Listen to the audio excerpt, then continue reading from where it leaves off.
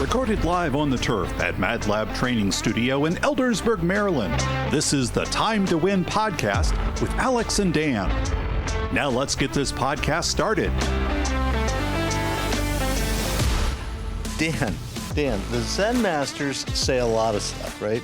One of the things they say... Do they say the same things as the booze masters? The booze masters? Mm-hmm. I doubt it. Yeah. I have not read extensively of the booze masters, okay?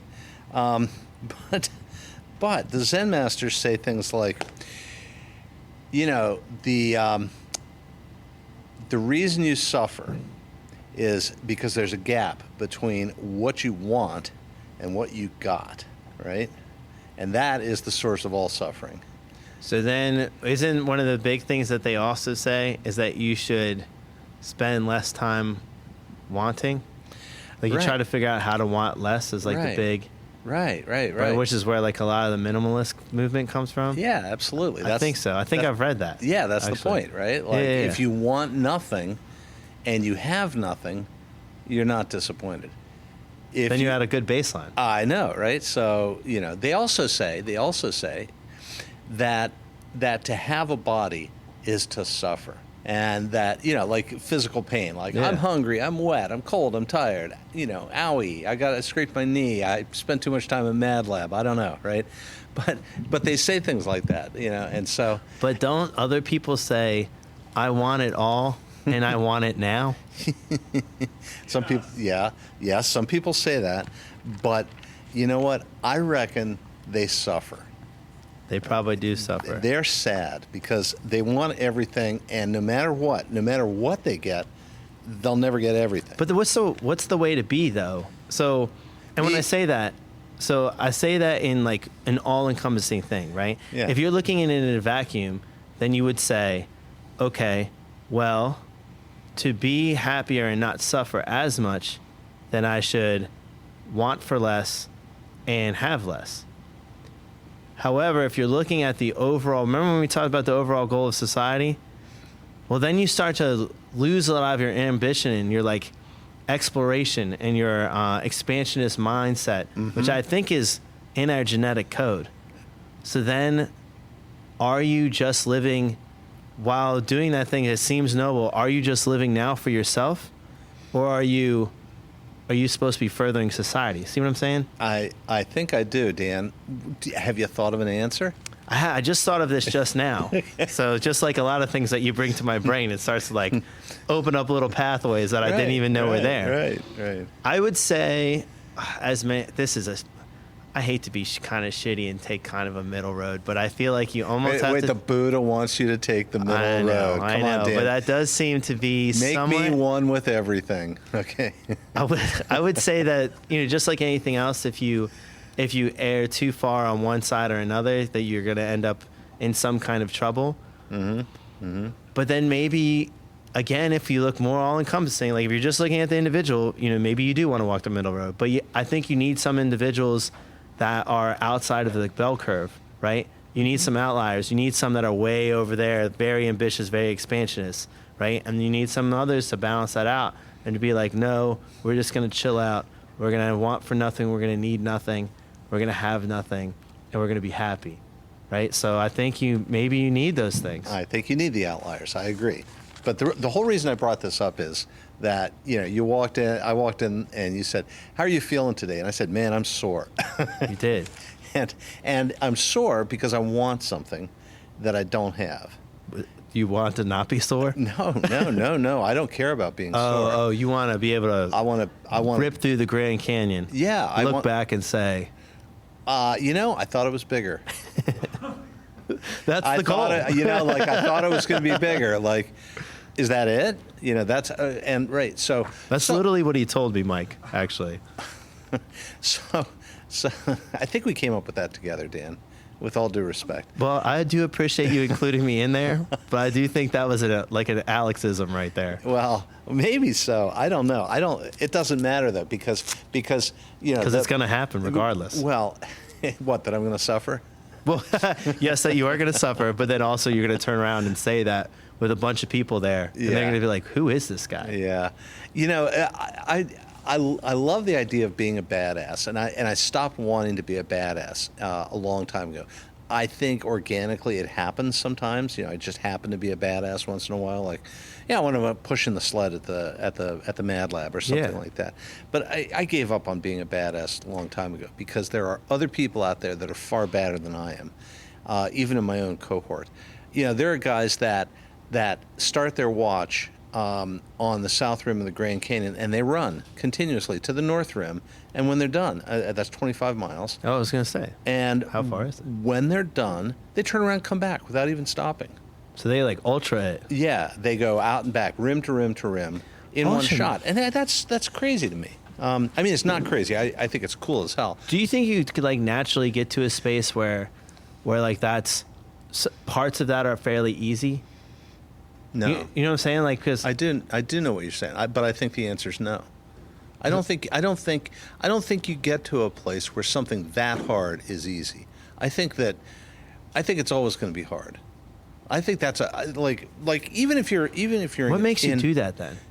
I don't know. Because that's a long way. That's a lot of time too, right? Yeah. So you're like, if you're going to do that, let's call it 50 miles. Let's say that's a 16-hour, 18-hour day, right? Continuous jogging, running, walking, whatever. But it's a very, very long day. And you don't just naturally get to that state, right? You don't you have to put a lot of suffering into it. And I think even if you know what you're getting yourself into, you're going to have moments where like you're going to fall, or you're going to be startled, or you're going to be bored, or you're going to be cold or wet or hungry or tired, sore, Well, then the only thing to me that would make somebody do that was if they had a lot of mental strife and anguish going on, right? Mm-hmm. So then I think, then that makes me go to another step and go, is some mental strife and anguish, I mean, let's call it just adversity, right?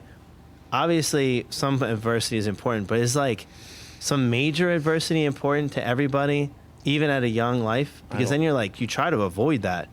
But then, see what I'm saying? Yeah, I don't think, okay, right, so we had this conversation yesterday, right, about the motivational posters, right, and there's all the guys rowing together, and it says, like, teamwork makes the dream work, or something like that. Right. But then there's the anti-motivational posters, like the guy getting punched in the face. Spit flying everywhere. And the slogan is, not all pain is gain, right? Okay, write that one down, kids. Not all pain is gain. But you could argue that everybody should be punched in the face at least once in their life. And then you learn a lot from getting punched in the face. Yeah, but okay, that's fine. But getting punched in the face once is instructional.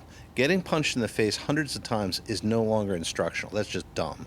Right? That's a very good argument for that, for sure. Okay, all right, I get that. But that's actually not what I wanted to talk about today. You don't want to talk about getting punched in the face? I can talk all day about getting punched in the face. I've been hit many a time. I have too. I believe that. And the first couple of times I learned an important lesson. This sucks, right? Okay, and we are going to avoid getting punched in the face if we can, right? We know what happens if you get punched in the face. It hurts. It won't kill you, but it hurts, right? And I don't need any more hurt. I already have all the hurt I need, right? Because I come to Mad Lab and I push the sled, and like my nutrition coach has me on an intermittent fasting program right now. I'm hungry as sin all day long. I'm in a bad mood. I'm losing weight. That's really cool. That is cool. But yeah, it's unpleasant, right? And so you learn lessons from unpleasantness. Like, hey, True. Alex, if you weren't such a slob and you spent all your evenings snacking on salty, crunchy stuff, if you didn't do that, Alex, you wouldn't have to fast to lose weight, right? You could just have a more balanced lifestyle. Right? I'm trying to learn. Sure. I'm trying so hard to learn these lessons. I think you do a great job. But so that brings me to a question. Alex. Dan. What did you come here to talk about today? Okay. So, Dan, have you ever felt at times like your life is like one long continuous Dungeons and Dragons campaign? Actually, sort of, yes.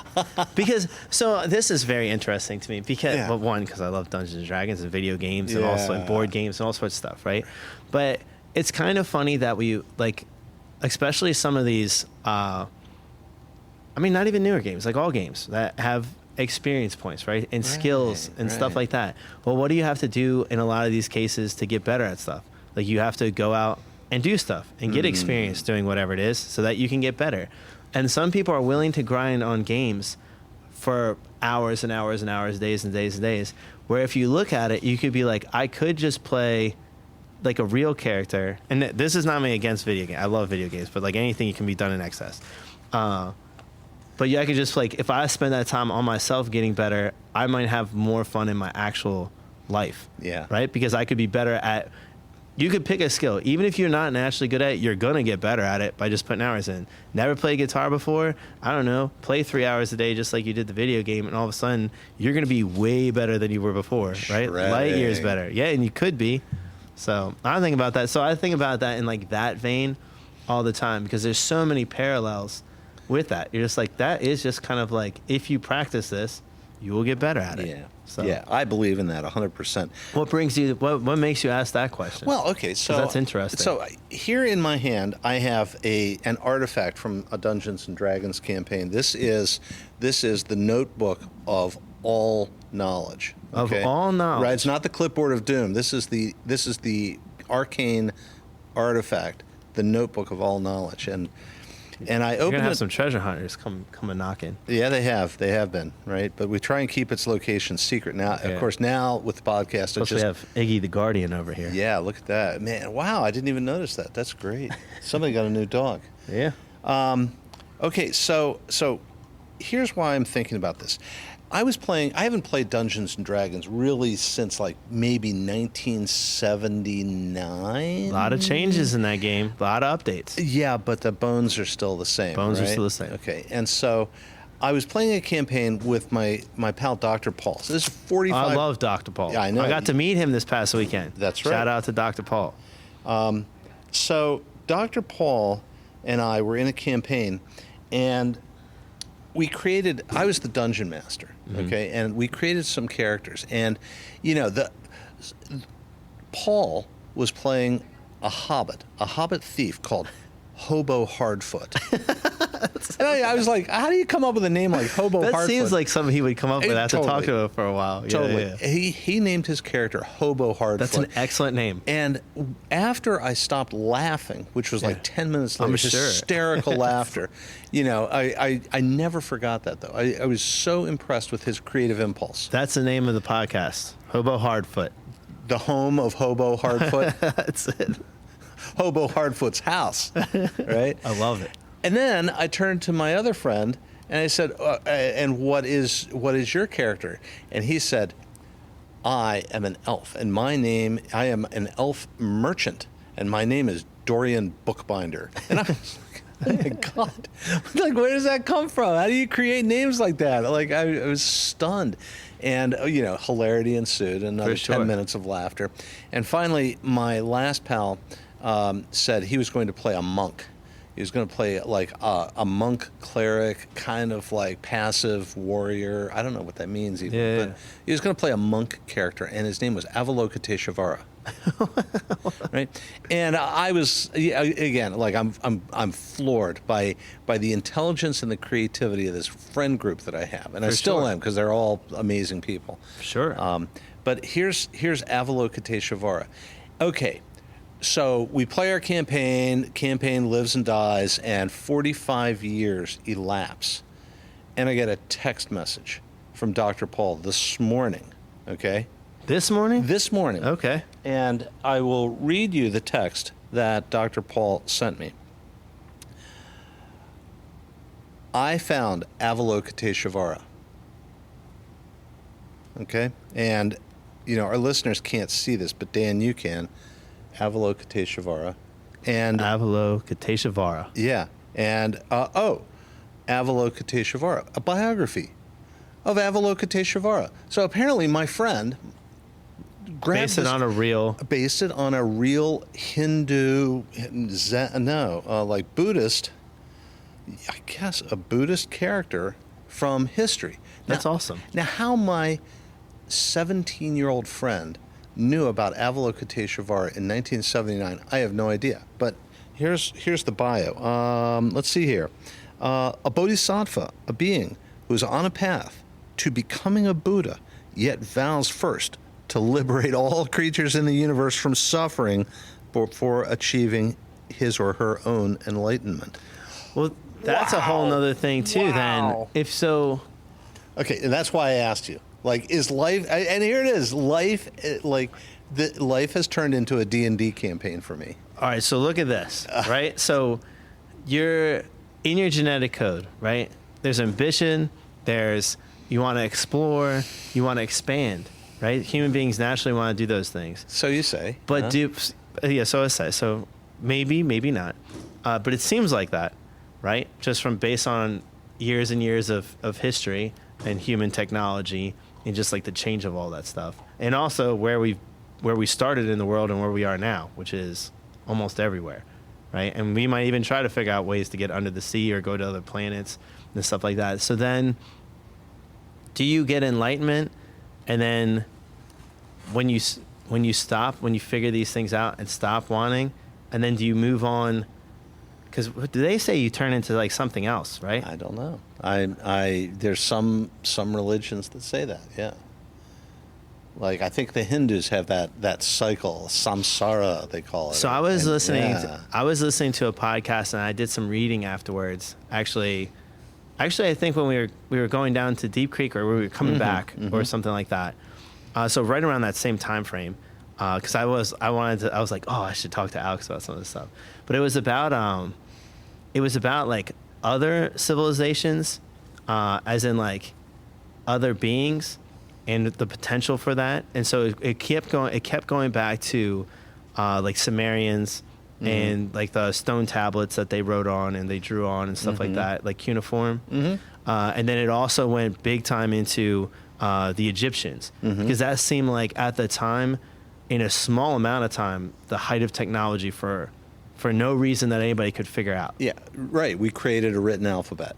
Right. And yeah. And just looking at the Great Pyramids and like where they're located and like how all of that stuff worked. But the argument there was because of what was written on the tablets, and then also the structure of the Great Pyramids and some of the other things that were happening in Egypt at the time, and then the change in technology from the Egyptians to civilizations afterwards, like how things just kind of fell off of a cliff.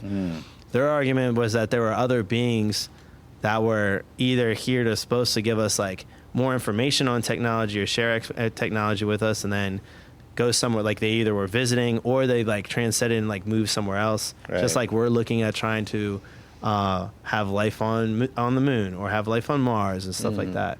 So I just thought it was really interesting that they had like, one of the theories was you're human and then you like evolve into like a different form and then like move off. So I don't know. Yeah, I don't know either. I have no idea, but it's just interesting to think about. So I don't know what happens when you become enlightened. Right. I don't know. Like, I haven't studied any of that stuff. We're obviously not enlightened because we suffer every day. And we try to. So maybe we are enlightened, and that's just like what it means to be enlightened. I don't know. I don't know. Like, if not according to that definition. If you were enlightened, would you even know it? I have no idea. But okay, so let me rewind. Avalokiteshvara. Yeah. Right? Like, okay, that stunned me. First of all, for the creativity of my young friends. That is very in 1979. Yes, for How sure. did like Hobo Hardfoot, Dorian Bookbinder? I mean, Hobo Hardfoot sounds like a name that I would have come up with. Yeah, that's why I would never would have come up with that. I just don't have that creative thing. I don't know where it comes from, but some people got it, and other people, they have flashes of it, right? Like, yeah. Sometimes I'm creative, right? And I'll have a sure. weird flash, and suddenly something makes sense, or I make a connection, or I learn something, but I was amazed, first of all, by the creativity, right? And then I was amazed that there was that knowledge there, Avalokiteshvara. Like, what? And then it turned out to be real. So now in three times now this morning, I've been floored by this realization, right? And here's this character, Avalokiteshvara, which incubated for 45 years in the mind of both myself and Dr. Paul, only to be realized and manifested this morning when he was walking through some museum. And he's like, boom, there it is. I remember that. I'm going to finish the connection. I'm going to tell Alex. That's hilarious. And here's Avalokiteshvara. But what makes your life feel like a Dungeons and Dragons campaign? Just like that, like you're on this mission, right? And you're on this quest, and you have colleagues, and you develop skills and experience, and you accrue weapons, like the Notebook of All Knowledge and things like that, or the Sled of Ogre Power. I don't know, right? But it's I like that one. Yeah. So it's just amazing to me that like these things, it just pops up out of nowhere. And there it is. Somebody has been thinking about this for 45 years until they got the cue, and they received the message. They received it clear and uncorrupted, and then they transmitted the message back to me. Like, whoa, that's just stunning. So if it was like a Dungeons and Dragons campaign, then would the overall goal of life just to amass as much power as possible? I don't think so. No. Well, if it was like that, isn't that the goal the ultimate goal of D&D is you're constantly trying to become more powerful so that you can overcome more stuff. Well, like each character might have like a thing that they gravitate towards, like wealth or yeah. like I mean, okay. So the story arc of Dungeons and Dragons is definitely that, right? Like become powerful. But the story arc from that little note card on Avalokiteshvara in the museum, the story arc of that character was, I could chase enlightenment now for myself, but before I become enlightened, I want to make sure that I eliminate suffering in everybody else. That's why he's questing. Yeah, he's on a different quest. It's not to become powerful, but at least to accrue the capability, the power to be able to do that for everybody else. Mm-hmm. I don't know. Once again, like I wouldn't say power. I mean, it's an easy word to use, but it is. I like the word capability, right? Okay. Right. Like, and you rarely encounter campaigns in Dungeons and Dragons that are about helping people. Right? I mean, there are story arcs like let's become really capable at our craft so that we can go help people. But that is kind of that is the nice thing about those games. It's like you can really play it however you want. And even in a good campaign, there should be multiple ways that you can get to the end goal. Right? Some of them could be mostly nonviolent. Some of them could be extremely violent. Right? So, like, you can go a bunch of different ways with it. Yeah, unfortunately, my aperture is small and my camera is pointed in the wrong direction. I played an extremely powerful, chaotic, evil character whose only goal was to kill as many people as possible. Lord. Yeah. That's one way to do it. And we did. Yeah. And we did. We did. Wait, so were you... But that was not when you were DMing. No. I was going to say, because that would be a tough character to have in... with that other character. How do you say that again? The character Avalokiteshvara. Avalokiteshvara and that character would not seamlessly. They would attack each other on sight. Something would happen, for sure. When an unstoppable force meets an immovable object, the only thing that happens is total annihilation. Total annihilation. But anyway, so that's why I was saying, like, maybe life is like a Dungeons & Dragons campaign, right? Like, you're struggling to survive, and then you're struggling to, build your capabilities, and then like, and it goes on and on and on. And do you think that is also why we try to amass material stuff? I don't know. Because that seems to be ingrained in a lot of people. Do you think that's like a mistake, where like you're actually trying to do something else, but instead you get material stuff, or do you think that's like a normal thing for human beings to do? I don't know. I think it's pathological. I don't think it's normal.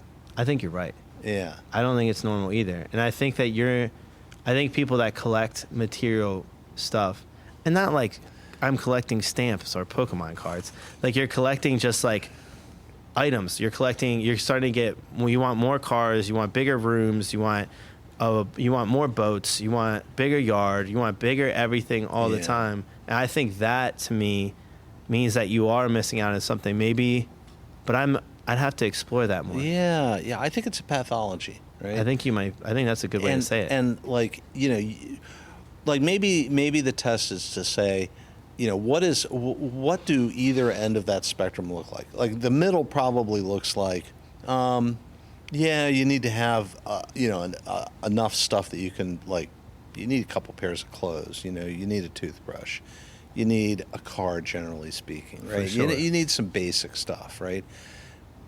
But, do you need 2 cars? I don't know. Most families do. But that's kind of the middle slice, right? Yeah. You have what you need, right? So that, you're not wanting all the time. And at another end of the spectrum is like, religious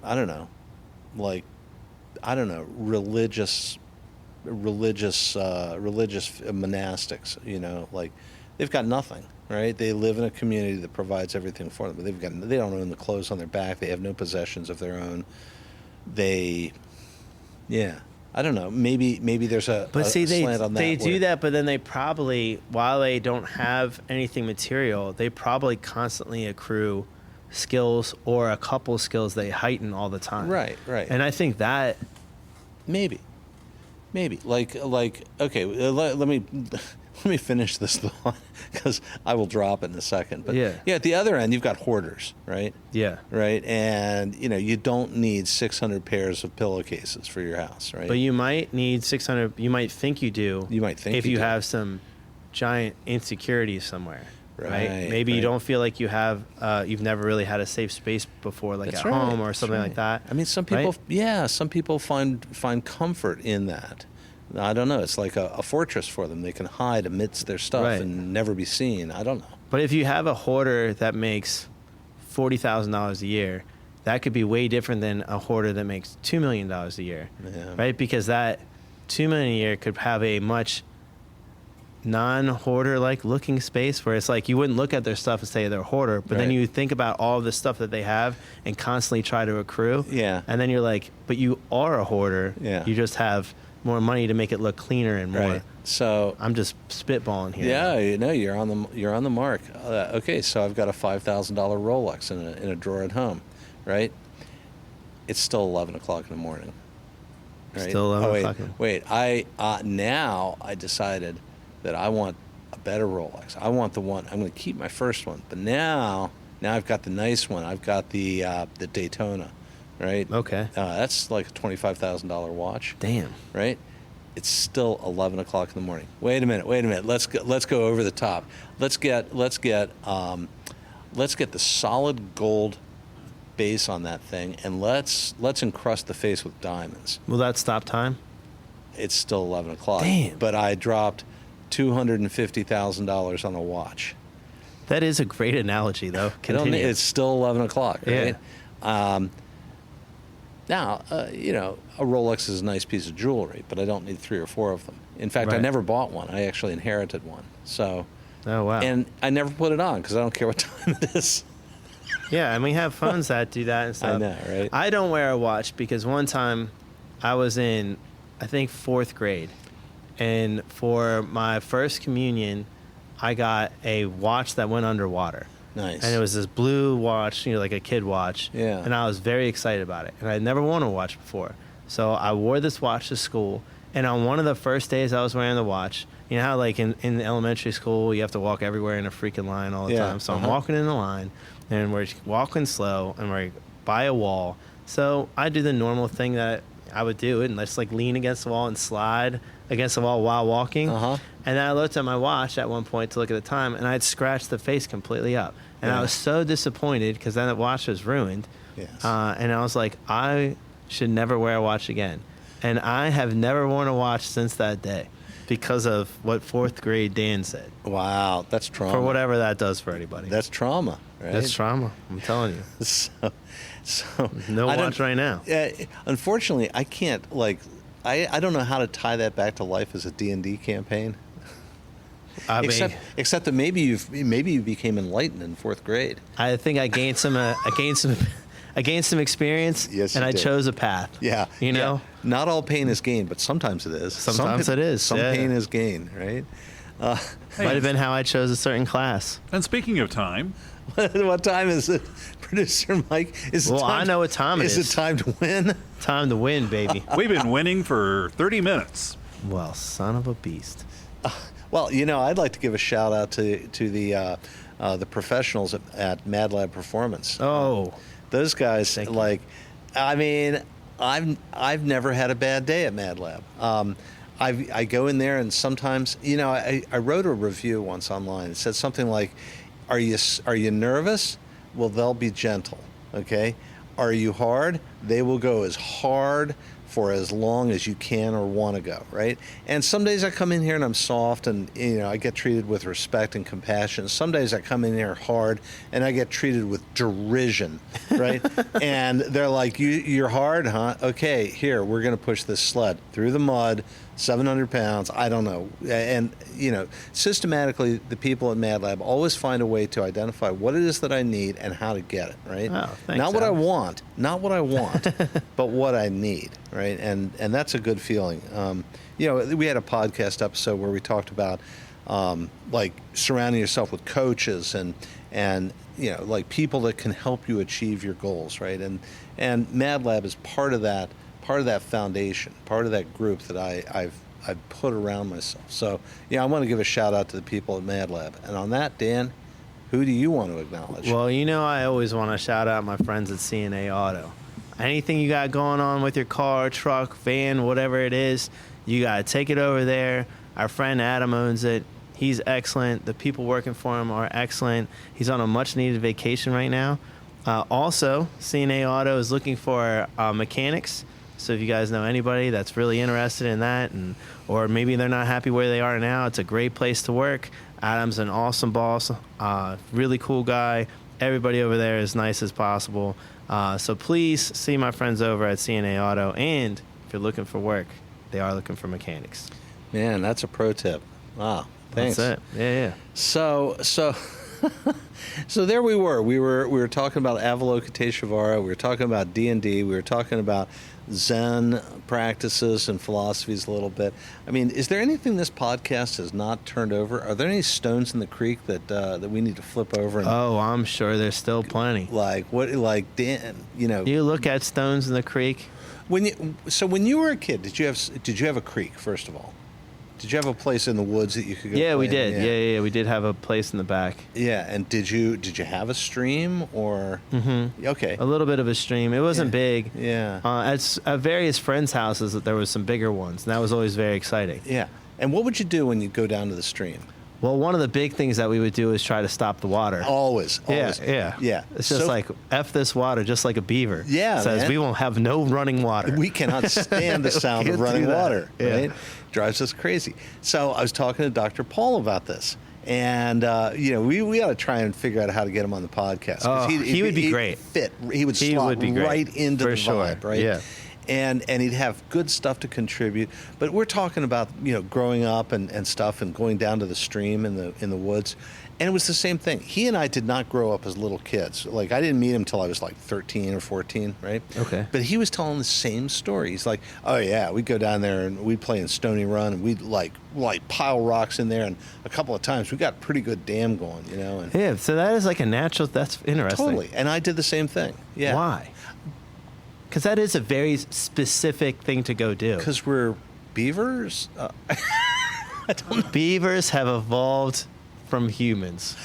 Or something. We evolve into beavers, not the opposite. You were asking earlier, like, where are we going? Like, what do we turn into? Beaverdom. Maybe we turn into beavers, okay? Intergalactic space beavers. I love it. right? I love it. Yeah, I don't know. That is interesting. I mean, as I hate to be like, you see something as a kid, as an adolescent, and you're just like, time to destroy it, or like time to change it. I know. Like, we can't just have this happen. Right, like you see. Okay, so when I got a little bit older and I went to college, you have your friends and you discover maybe it's fun to like drink a little alcohol sometimes, and we would go hiking, and whenever somebody would see a tree that was dead and about to fall over, they would run up to it and try and knock it over. Yeah, I do that too, as an adult. I do too. Yeah. Right? Like, I don't get it. What's our pathology? But you're right. And That is interesting. I wonder. Yet here we are. On the other hand, here we are as humans, capable of generating the most sublime, far-reaching art. Like go paint the Mona Lisa, go design the dome of St. Paul's, go cure cancer. I don't know. I mean, we're wildly creative, but we're wildly destructive at the same time. Wildly destructive. And that seems like built into our code, yeah, too. that's super weird, man. Maybe enlightenment is when you lose the impulse to create and destroy, and you're happy just being. I don't know. Well, then it would also be like, why? See, that goes back to like, what is our purpose? I don't know. Is it just survival of the species? Because some of those things would be innately put in there. Because the more you expand and the more you just are able to destroy, unless you end up destroying yourself, then you should get better and better at those things and be able to defend yourself from whatever. Yeah, I mean, we don't like the historical record is not very favorable, is it? It doesn't paint a great picture. It doesn't paint a great picture as far as it's the results are astounding because there's way more human beings now than there were before. Yeah, but growth and survival aren't the same thing. Well, right? I don't like to think of us like that. So I'm just saying if you did think of it like that, so I do agree with you. It's not a pretty picture of what I just described. Yeah. However, if that was the goal, then we are very good at it.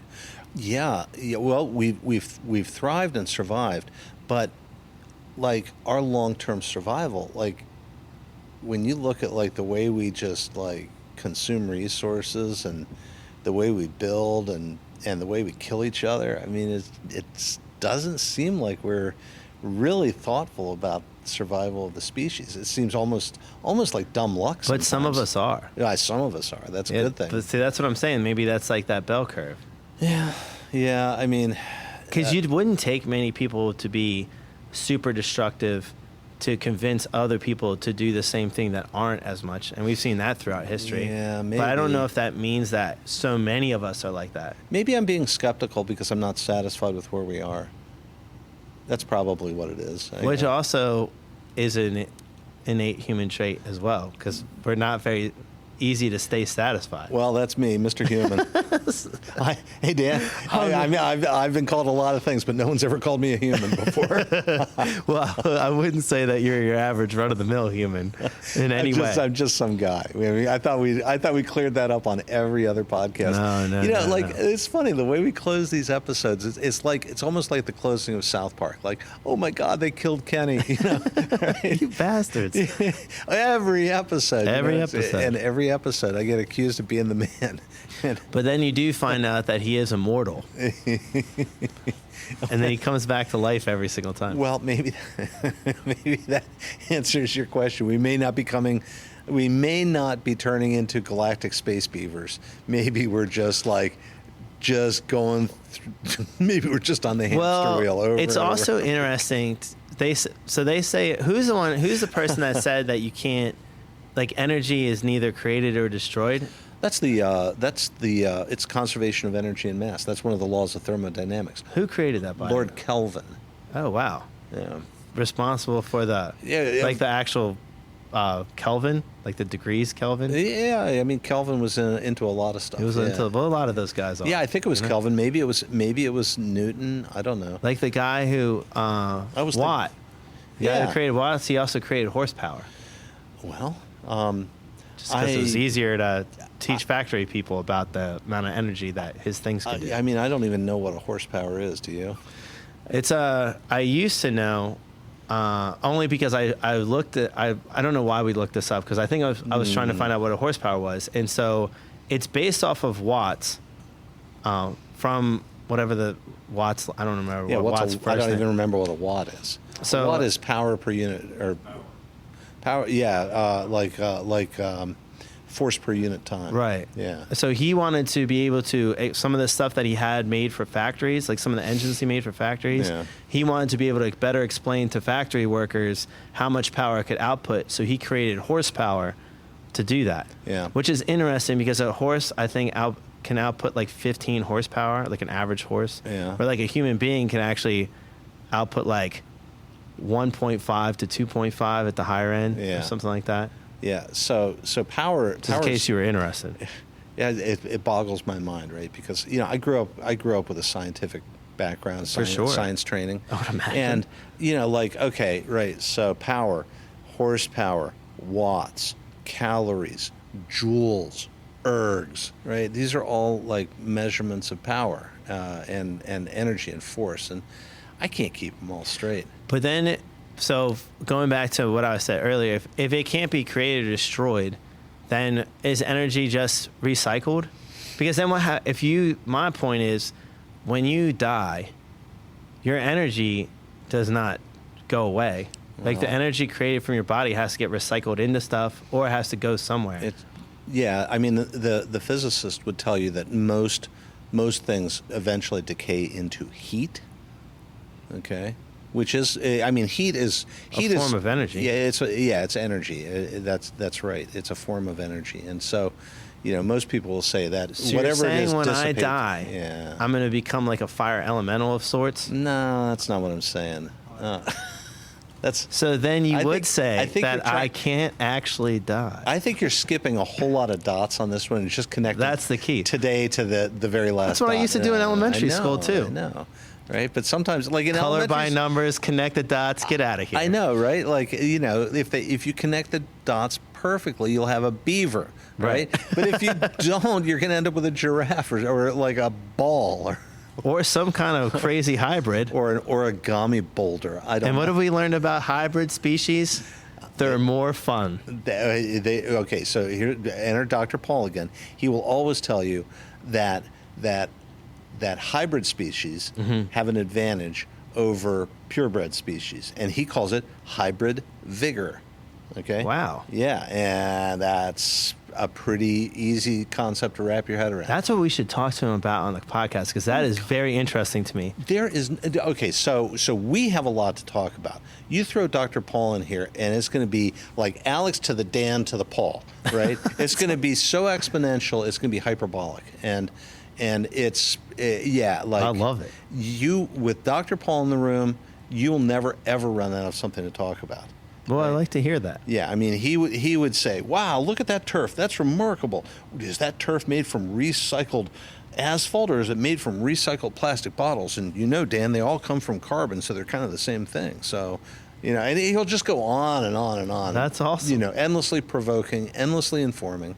Yeah, he seemed that way when I met him. He is. And I was excited when he would come up to because I was bartending. When he would come up to the bar to talk to me and order a drink, he always had something to say, which was cool. Because he always has something to say. That's fair. Yeah. I am interested in what will happen to his energy when he dies. Fire elemental. Yeah, I don't know. Rampaging. Throughout the countryside. No, man. I think Dr. Paul's an agent of peace. He is kind of. Maybe he will turn into Avalokiteshvara. Good. Helping others ease their suffering before he attains his own enlightenment. I don't know. Fair enough. I don't know. Well, to Dr. Paul. Dan, this has been one of the craziest podcasts we've ever done. We were all over the map today. I think we hadn't podcasted in a while, and we were just ready. Well, it's like Boogie chilling, right? It's in him, and gotta come out of him. It's got to come out, and there's a lot that had to come out today. Well, I think we did get it out. No, I don't know. At least some of it. I feel like I still have an axe to grind, and I don't know where I'm going to go grind it today, but I'm going to grind. You're going to beat the piss out of this weekend. I'll tell you that. Almost certainly. In fact, I would venture to say I've already done it today. I've already started. I also want to wish you a happy Father's Day Oh, thank you. on Sunday. And Happy Father's Day back to you. and happy Father's Day back to you. Well, I appreciate that. Okay, but you can also be the first to wish me a happy birthday. When is your birthday? Monday. Well, get out of here. No, I won't. I'm going to stay right here. Happy birthday. Thank you. Then Mikey's is next week. Next Friday. Attaboy, Mike. Right? Next Friday is your birthday. Yeah. He's a June bug. There you go. And then a week after that, 7 days after that, is Jack's birthday, my son's birthday. There you go. Another Big June month. Yeah, June's a birthday month. Yeah. Okay. Well, Let's hear, happy birthday. Happy Father's Day. So what's 9 months prior to June? June is 6th, so count back 3 from October? October must be a hell of a month for making babies. It must Holy smokes. I'm just doing the math, Dan. Right. This is just mathematical. Mathematical here. Right? Oh, my God. No one is ever going to watch this episode because it started out weird and it just got weirder and weirder. I think that's exactly why people will watch. Okay, well, if you need a dose of weird, just hit the subscribe button. Yeah, please do. And Alex, as always, you are the man. Nope. I'm just some guy. But we're going straight to the top, though, Alex. Because it is Time to win. Thank you, guys.